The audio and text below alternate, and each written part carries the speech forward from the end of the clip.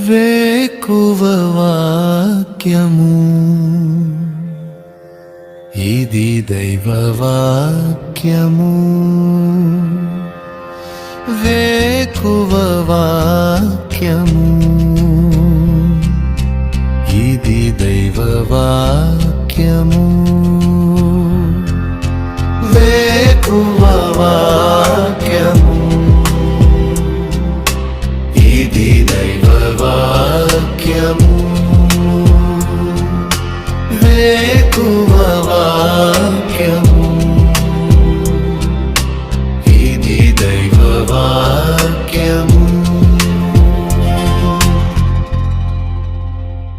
వేకువ వాక్యము వేకపోడు కొరకై పరిశుద్ధ గ్రంథం బైబిల్లో నుంచి మొదటి రాజుల గ్రంథము 3వ అధ్యాయము 14వ వచనం. నిన్ను దీర్ఘాయుష్మంతునిగా చేసేదను. దేవుడు సొలొమోనుతో మాట్లాడుతున్న ఈ సంభాషణ మనకు తెలుసు. సొలొమోను దేవునికి ప్రార్థన చేసినప్పుడు తనకు కావలసిన తెలివి జ్ఞానము ఇవ్వమని అడిగినప్పుడు దేవుడు వాటితో పాటు నా ఆజ్ఞలను నా నియమాలను నువ్వు పాటిస్తే, నాకు విధేయత చూపి నమ్మకంగా నడుచుకుంటే నీకు ఆయుష్ను కూడా ఇస్తానని చెప్తున్న ఈ వాగ్దాన సందర్భమే ఉదయకాలం మనము ధ్యానం చేస్తున్నాం. అవును ప్రియులారా, దేవుడు మనం ఏది అడుగుతామో దానికి మించి మనకిస్తాడు. మనము అడిగేది ఒకటైతే మనకి ఇవ్వటం కోసం దేవుడు మరికొన్ని ముందుగానే సిద్ధపరుస్తాడు. ఆయన సిద్ధపరిచినవి కంటికి కనబడవు, చెవికి వినబడవు, హృదయానికి గోచరం కావు.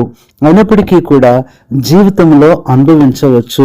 నిజంగా సొలొమోను అడిగింది ఒకటైతే దేవుడు ఇక్కడ దానికి మించినవి ఇస్తున్నాడు. అందులో భాగంగానే నేను నిన్ను దీర్ఘాయుష్మంతునిగా చేస్తాను, ఆయుష్మంతునిగా చేస్తాను అంటున్నాడు. నిజంగా దావీదుతోనే ఇక తన వంశం అయిపోయింది. ఆ తర్వాత ఇంకా మంచి వాళ్ళు అలాంటి వాళ్ళు లేరు అనుకుంటున్న సమయంలో దేవుడు సొలొమోనును పుట్టించటం, సొలొమోనును ఏర్పరచుకొనటం ఎంతో గొప్ప విషయం. చాలాసార్లు మనం కూడా అనుకుంటాము, మరి సొలొమోను కూడా అంత గొప్పవాడవుతాడని, అంత జ్ఞానవంతుడవుతాడని, అంత పేరు వస్తుందని ఎవరికీ తెలియదు.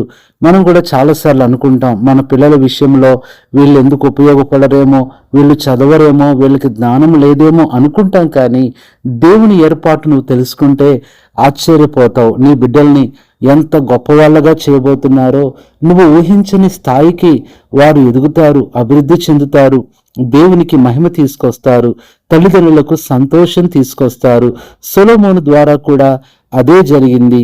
అటు దేవునికి సంతోషం, తండ్రికి సంతోషం, ప్రజలు కూడా ఆ సొలొమోనును బట్టి ఎంతో సంతోషిస్తూ వచ్చారు. అందుకని ఇది ఎవరు చేయగలరంటే దేవుడు మాత్రమే చేయగలడు. సొలొమోను దేవుణ్ణి అడిగాడు, ఆధారపడుతూ వచ్చాడు. ఈరోజు నా పిల్లలు, యవనస్తులు, విద్యార్థులు మీరు కూడా దేవుని మీద ఆధారపడాలి. దేవుణ్ణి జ్ఞానము, తెలివి అడిగితే అన్నీ మీకు తప్పకుండా ఇస్తాడు. ఏది కావాలైనా ఇవ్వగలడు. ఆయన ఏదైనా చేసేవాడుగా, అడిగిన దానికన్నా ఊహించిన దానికన్నా అత్యధికంగా చేస్తానన్నాడు. రోమా 4:17 ప్రకారం అయితే ఉన్నవి లేనట్లు, లేనివి ఉన్నట్లు చేస్తానంటున్నాడు. అలాగే ప్రియ సహోదరుడా, సహోదరి, ఈ మాటలు వింటున్న నీవు కూడా ఈ ఉదయకాలము ప్రార్థన చేయి. దేవుడు నీకు ఏం చేయాలనుకుంటున్నాడో అది చేయక మానడు. ఆయన చేస్తానన్న మేలు ఎప్పుడు కూడా చేయక మానడు. ఇక్కడ సొలొమోను విషయంలోనే కాదు, నీ విషయంలో కూడా దేవుడు నిన్నేం చేయబోతున్నాడో నువ్వు తెలుసుకో. ఇప్పుడున్న నీ పరిస్థితి, నీ ఇబ్బంది, నీ కష్టం, దీన్ని ఎప్పుడూ చూడమాకు. ఇక ముందు జరగబోయేది చూడు. దేవుడు నిన్ను చేస్తాడు. నీ ప్రణాళికలు వేరు, దేవుని ప్రణాళికలు వేరు. నీ తలంపులు వేరు, దేవుని తలంపులు వేరు. దేవుడు నీ కోసము ఎన్ని ముందుగా సిద్ధపరిచాడో అవన్నీ కూడా గొప్పవి. ఒక దినం రాబోతుంది, వాటన్నిటినీ చేస్తాడు. ఇక్కడ 7 విషయాలు దేవుడు ఖచ్చితంగా ఈ మాటలు విని నిన్ను ఏం చేయబోతున్నాడో 7 విషయాలు చూసినట్లయితే తప్పనిసరిగా నీ జీవితం కూడా ఇలాంటి అభివృద్ధిలోకి వస్తుంది. మొట్టమొదటిగా దేవుడు చేసేది కీర్తన 91వ కీర్తన 15వ వచనములో అతన్ని విడిపించి అతన్ని గొప్ప చేసేదను. శ్రమలో తోడై ఉంటాను, గొప్ప చేస్తానంటున్నాడు. మొట్టమొదట దేవుడు తన ప్రజల విషయంలో చేసేది గొప్ప చేస్తానంటున్నాడు. మనుషులు నిన్ను ఎంత తక్కువ చేస్తారో దేవుడు అంత గొప్ప చేస్తాడు. ఆయన ఒక్కసారి గొప్ప చేయటం ప్రారంభిస్తే దానిని ఎవరు ఆపలేరు, ఎవరు కూడా అడ్డుకోలేరు. ఇది మొదటిగా చూస్తున్నాము. రెండవది చూసినట్లయితే 2వ రాజుల గ్రంథం 20వ అధ్యాయము 5వ వచనం, నేను నిన్ను బాగు చేసేదను అంటున్నాడు.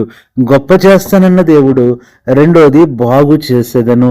నిజంగా ఈ లోకంలో వస్తువులను, మిషన్స్ను, వీటిని బాగు చేసే మెకానిక్స్ ఉంటారు, కానీ జీవితాలను బాగు చేయగలవాడు, హృదయాన్ని బాగు చేయగలవాడు, పరిస్థితులను బాగు చేయగలవాడు దేవుడు ఒక్కడే. నిజమే, నీ కుటుంబం బాలేదా, నీ పరిస్థితులు బాలేదా, నీ ఆర్థిక స్తోమత ఇబ్బందిగా ఉందా, కట్టాల్సిన ఇల్లు కట్టకుండా ఆగిపోయిందా, చేయాల్సిన వివాహము చేయకుండా రద్దయిపోయిందా, నువ్వు దేని గురించి బాధపడుతున్నావు? సమస్తము బాగుగా చేసే దేవుడున్నాడు. దిగులు పడవద్దు. ఒకటి ఆగిపోయింది, ఒకటి జరగలేదు అంటే దేవుడు మరెక్కువగా రెండంతల అద్భుతం చేయబోతున్నాడని మనం గుర్తుపెట్టుకోవాలి. ఎప్పుడు కూడా సాధారణమైనవి దేవుడు చేయటానికి ఇష్టపడడు, వాటిని ఆపేస్తాడు. గొప్పవి, అసాధారణమైనవే చేయటం ఆయన యొక్క ప్రత్యేకత.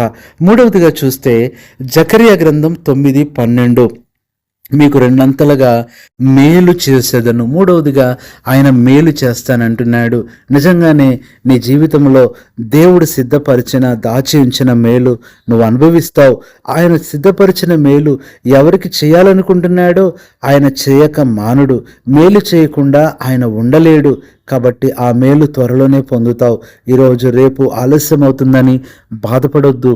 ఆలస్యం అయ్యే కొద్దీ ఆ మేలులు కూడా నీ జీవితంలో ఎక్కువయ్యేవిగా ఉంటాయి. ఇది మూడవదిగా చూస్తున్నాం. నాలుగవది యెషయా 60:15, సంతోష కారణముగాను చేసేదను. నాలుగవది సంతోషింపజేస్తాడు.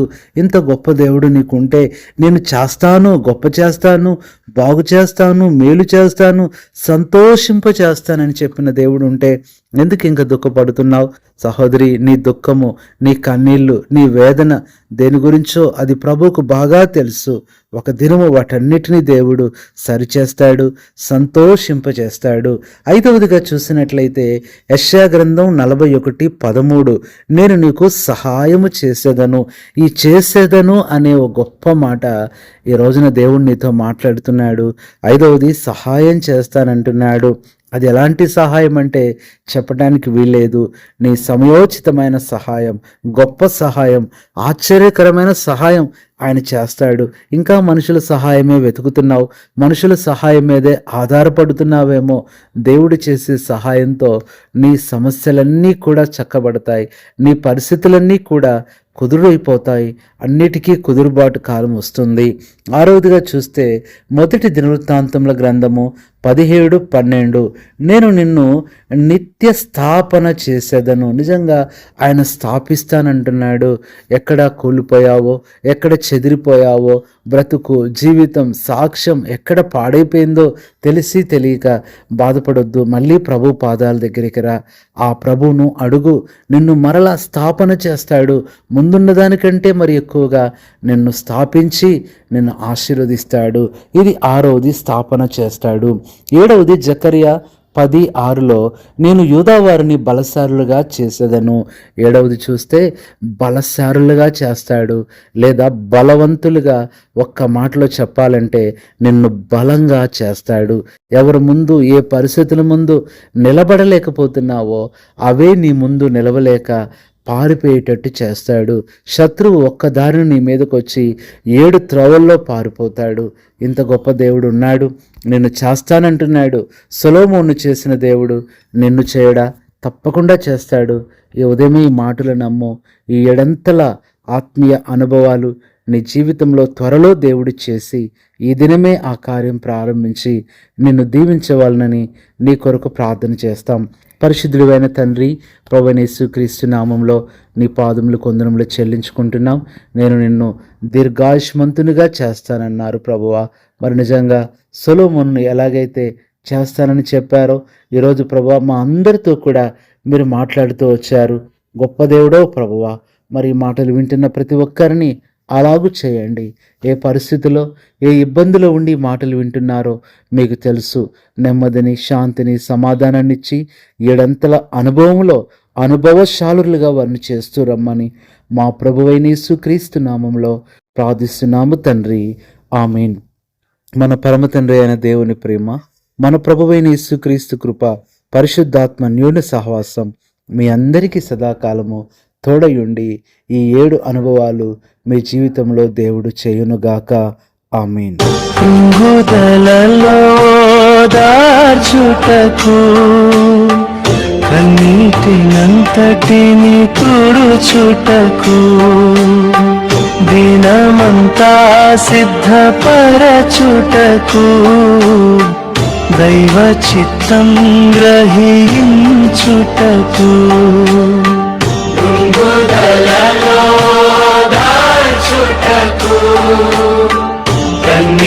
కన్నీటినంతటిని తుడుచుటకు దినమంతా సిద్ధపరచుటకు దైవ చిత్తం గ్రహించుటకు వేకువ వాక్యము ఇది దైవ వాక్యము వేకువ వాక్యము ఇది దైవ వాక్యము